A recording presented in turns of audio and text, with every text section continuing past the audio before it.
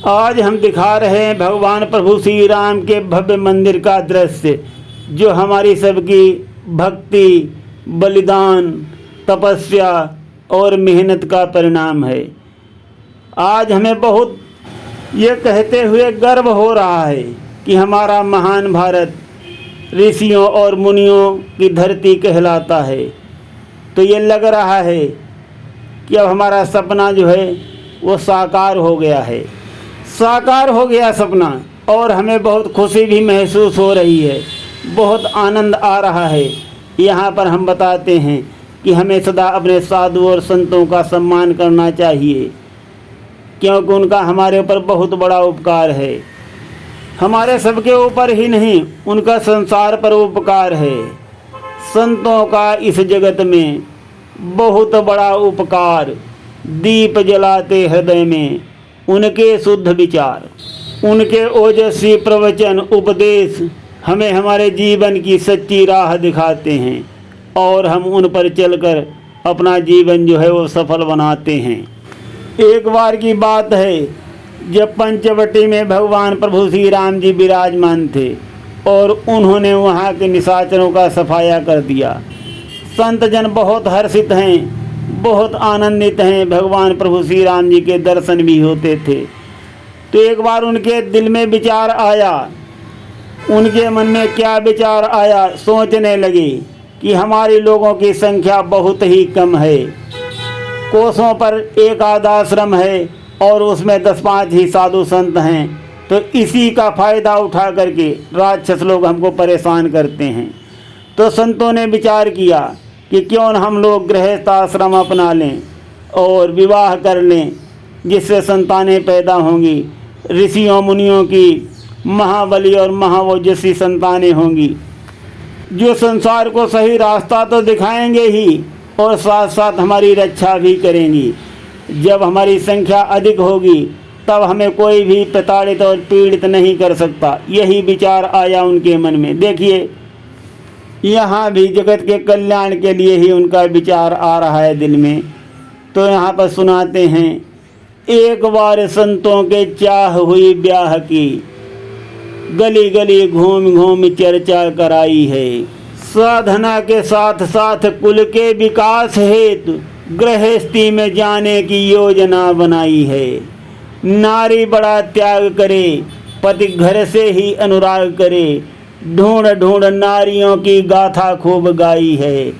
कहते गिरी सदा नारी का सम्मान करो, नारी जन्मदाता और माता कहलाई है।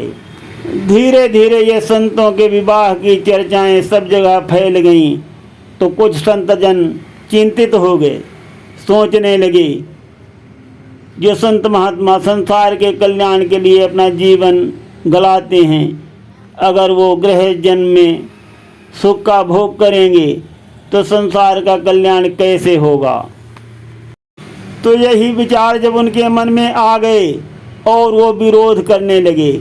यहाँ संत जन कुल के विकास के लिए विवाह की चर्चाएं कर रहे हैं, तो उधर दूसरा धड़ा जो है वो विरोध कर रहा है।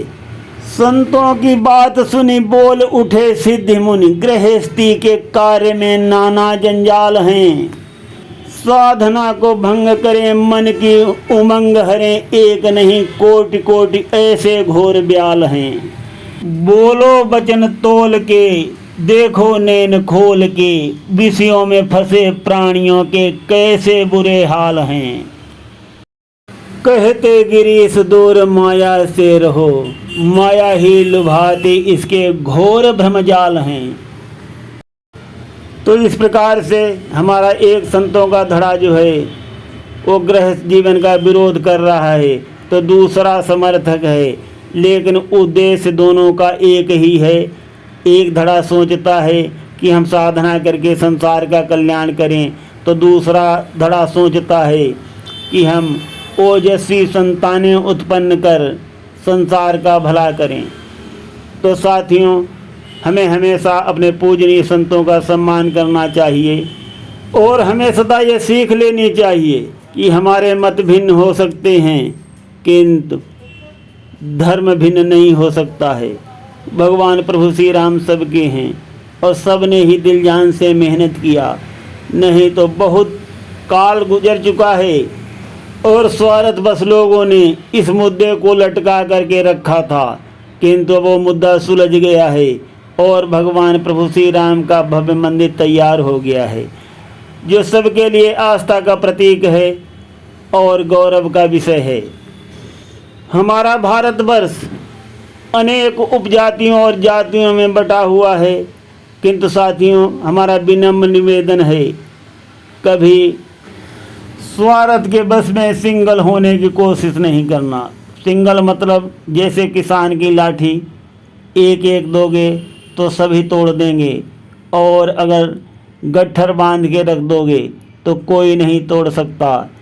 इसी भांति सब लोग एकता और अखंडता बनाए रखना, तो हमारे सबके जो भिन्न भिन्न सपने हैं वो भी साकार होते रहेंगे।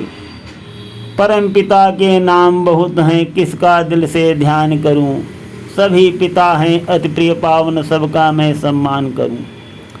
सभी पिता हमारे लिए सम्मानित हैं और सबकी जय हो। सनातन धर्म की जय हो, हिंदू समाज की जय हो। जय हिंद, जय भारत, जय श्री राम, जय श्री राम। यहाँ पर प्रस्तुत करते हैं हम एक रोचक गीत।